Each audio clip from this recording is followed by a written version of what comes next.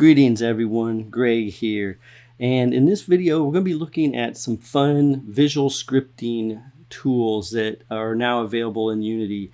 And some of these are free, some of them are paid. All of them, I think, have value, and you can learn from implementing them and working through how you can design games with them. All of them, you can also build completely viable commercial games if you're just a little bit creative and understand the Unity architecture. So now, if you like this kind of video, please go below, like and subscribe. Click that little notification button. And so this is going to be a series, and I'm going to cover each of these in shorter videos rather than having like one big long one. I've decided to break it down a little bit, and then I'll let people kind of jump to the ones that they're most interested in. And so in this one, basically I'm going to go over the example I'm using and how basically I orchestrated it, and then in the subsequent videos I'm going to show you how each of these scripting languages implement these components.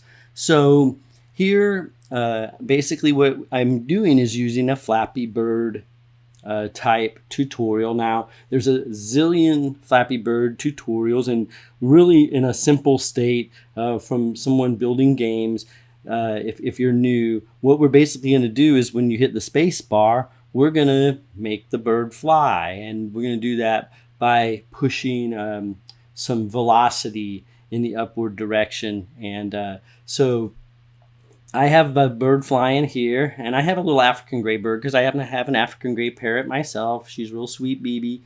And so basically any kind of Flappy Bird tutorial this will work with. And I've set up so that the actual flying mechanism here is in addition to the standard components, I have a different component for each of the visual scripting environments. I have one here, well, here's the one for C#, so there'll be a standard C# one, but I also then have one for Bolt, and we have one for Playmaker, one for, this is NodeCanvas, and then one here for Behavior Designer, one for a free one here, what was that called? It's called Behavior Bricks, and then finally UNode.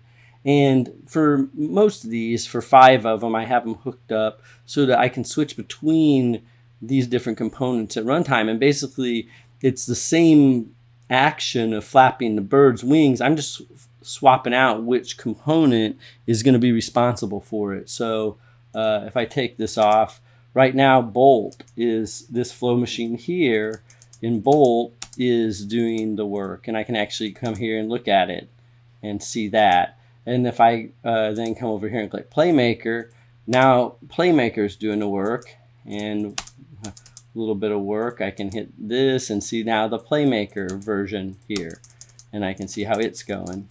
There, yep, the bird's flying. Now I turned off the box colliders so I could just test the flying mechanism here, but you can see now that's working in Playmaker.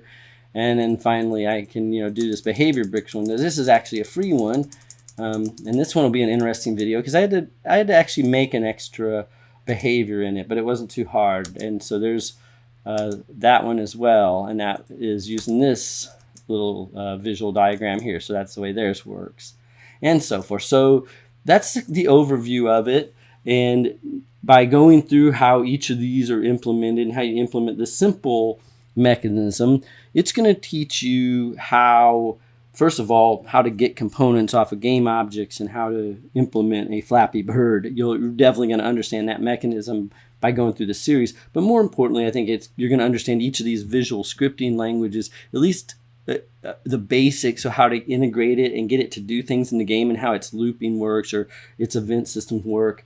It'll be just scratching the surface with some of them.